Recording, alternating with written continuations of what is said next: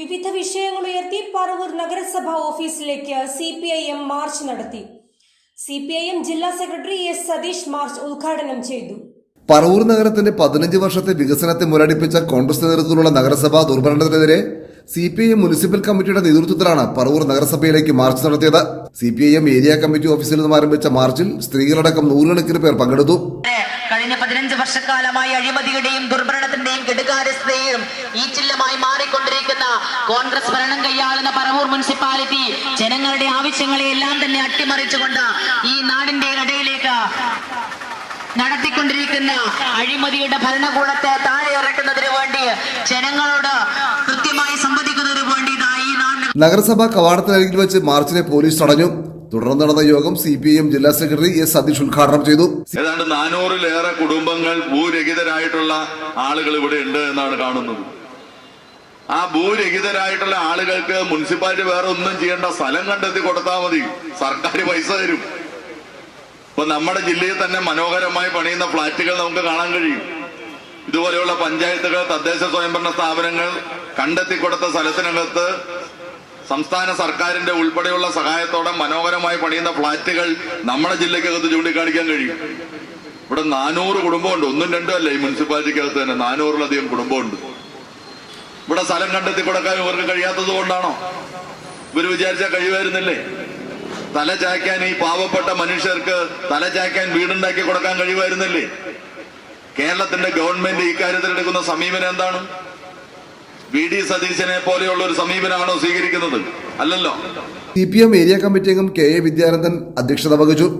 CPIM area committee അംഗം KJ Shine teacher സ്വാഗതം പറഞ്ഞു.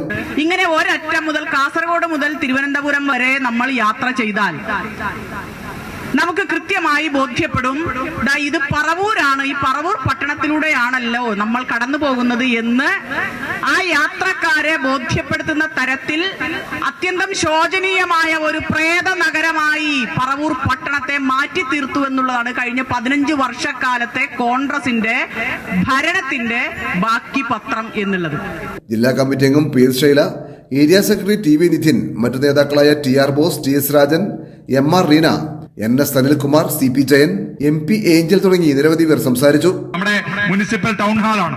KR വിജയൻ മുനിസിപ്പൽ ചെയർമാൻ ആയിരിക്കുമ്പോൾ 40 വർഷക്കാലം മുമ്പ് പണിതൊരു ടൗൺ ഹാൾ, ആ ടൗൺ ഹാൾ നമുക്ക് പുതുതായി നിർമ്മിക്കുന്നതാണ് നല്ലതെന്ന് അന്നത്തെ പ്രതിപക്ഷം പറവൂർ നഗരസഭയിൽ പറഞ്ഞപ്പോൾ കോൺഗ്രസിന്റെ അന്നത്തെ നഗരസഭാ ചെയർപേഴ്സൺ ആയിരുന്ന ശ്രീമതി വത്സല പ്രശ്നകുമാറും ഇന്നത്തെ ചില കോൺഗ്രസ് കൗൺസിലർമാർ ഉൾപ്പെടെ പറഞ്ഞത് ഞങ്ങൾക്ക് പുതിയത് വേണ്ട, നമുക്ക് റിപ്പയർ ചെയ്താൽ മതി, റിപ്പയർ ചെയ്താലേ ഗുണമുള്ളൂ എന്ന് പറഞ്ഞുകൊണ്ട് 1.5 കോടിയിലേറെ രൂപ ധനത്തിന് ബുദ്ധിമുട്ടുള്ള ഈ നഗരസഭയെ കൊണ്ട് വായ്പയെടുത്ത് പണിയിപ്പിച്ച നഗരസഭയെ കാണുന്നത്.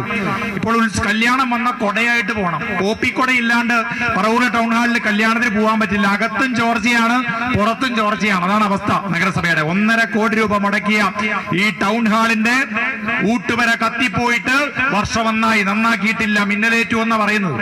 കൈ കഴുകുന്ന ഇടം മുഴുവൻ മുകളിൽ ഷീറ്റുകൾ തകർന്നു പോയിട്ട് അവിടെ കൈ കഴുകാൻ സാധിക്കുന്നില്ല. സെക്കൻഡ് ഹാൻഡ് ഷീറ്റുകൾ അഴിമതിയുടെ ഭാഗമായി വിരിച്ചതിന്റെ ഭാഗമായി ജിപ്സം ബോർഡ് ഷീലിംഗ് ആകെ തകർന്ന് നഗരസഭ ടൗൺ ഹാളിനകത്ത് തന്നെ ചോർച്ചയാണ്. വുഡ് പാനലിൽ നടന്ന എല്ലായിടത്തും പച്ചമരം കൊണ്ട് പൊള്ളച്ചുപോയി.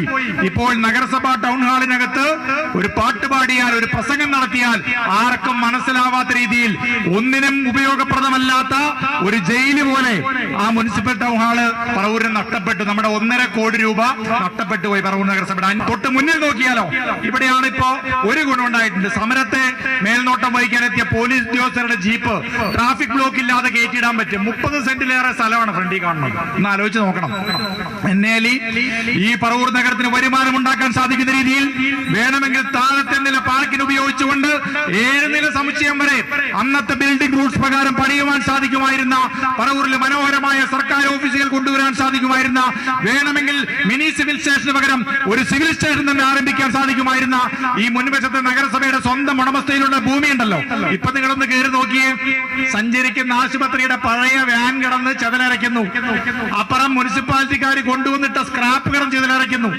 ഏതോ ഷെഡ് പണിത് അവിടെ പഴയ വളച്ചാക്കാണോ എന്നറിയില്ല, പല ദ്രവിച്ചുകൊണ്ടിരിക്കുന്ന, പുഴുവരച്ചുകൊണ്ടിരിക്കുന്ന കുറെ മാലിന്യം തള്ളിയിരിക്കുന്നു. ഉദ്ഘാടനം ചെയ്തിട്ട് മാർക്കും മൂത്രമൊഴിക്കാൻ ഭാഗ്യം കിട്ടാത്ത ഒരു ടേക്ക് ബ്രേക്ക് അവിടെ പണിതിരിക്കുന്നു. താമസിക്കുന്നു, അവിടെ വെള്ള കണക്ഷൻ ഇല്ല, അവിടെ ലൈറ്റ് ഇല്ല, അതുകൊണ്ട് ആർക്കും അതിനകത്ത് മൂത്രമൊഴിക്കാൻ പറ്റില്ല.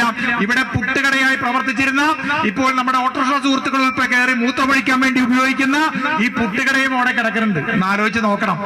ഭരണം ഇത്രമേൽ ദുരുപയോഗം ചെയ്യാൻ സാധിക്കുമെങ്കിൽ, ഭരണം ഇത്രമേൽ അലസതയോടെ കൈകാര്യം സാധിക്കുമെങ്കിൽ, അതിന് കേരളത്തിൽ അവാർഡ് കൊടുക്കേണ്ട ഒരു നഗരസഭയായി ഈ ചെയർപേഴ്സണും ഇതിനു മുമ്പ് ഭരിച്ച ചെയർപേഴ്സണും ഇതിനു മുമ്പ് ഭരിച്ച കോൺഗ്രസിന്റെ ഭരണസമിതികളും എല്ലാം ഉൾപ്പെടെ 15 വർഷക്കാലം കൊണ്ട് ഈ നഗരത്തെ കുട്ടിച്ചോറാക്കിയ നെറികെട്ട ഭരണത്തിന് കൊടുക്കുന്ന അവാർഡ്. എന്താണ് ഈ നഗരത്തിലുള്ളത്?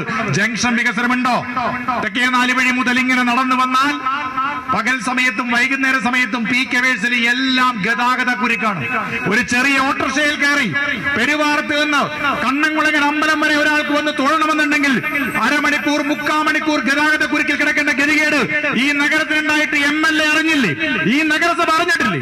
ഈ മെയിൻ റോഡിലെ കയ്യേറ്റങ്ങൾ, എത്രയേറെ കയ്യേറ്റങ്ങളാണ് ഈ നഗരത്തിൽ. ആർക്കും ഒഴിപ്പിക്കണ്ട, ആർക്കും എവിടെയും ഏറെ കയ്യേറാം. പറവൂർ നഗരസഭയിൽ ചോദിക്കാനും പറയാനും ആളില്ല, എന്ത് വേണമെങ്കിലും ചെയ്യാം. തെരുവ് കച്ചവടക്കാരെ പുനരുദ്ധരിപ്പിക്കാൻ വേണ്ടി പറവൂരിലെ ബസ് സ്റ്റാൻഡിനകത്ത് നാഷണൽ അർബൻ ലിവ്ലിഹുഡ് മിഷന്റെ 35 ലക്ഷം രൂപയിലേറെ സഹായം ലഭിച്ചിട്ട് ഒരു മുസ്ലിസ് ബസാർ വന്നിട്ടുണ്ട്. ആ മുസ്ലിസ് ബസാറാണ് പറവൂരിലെ തെരുവ് നായ്ക്കളുടെ ലേബർ റൂം. ഇപ്പോ പറവൂർ താലൂക്ക് ആശുപത്രിയിൽ ഒരു ലേബർ റൂം ഉള്ളത് പോലെ തെരുവ് നായ്ക്കൾക്ക് ഒരു ലേബർ റൂം ഉള്ളത് ഈ പ്രൈവറ്റ് ബസ് സ്റ്റാൻഡിന്റെ പുറകുവശം പറവൂരിൽ എല്ലാവർക്കും ഇപ്പൊ അറിയാം. അതിനെക്കുറിച്ച് വീഡിയോകളൊക്കെ പ്രചരിക്കുന്നുണ്ട്.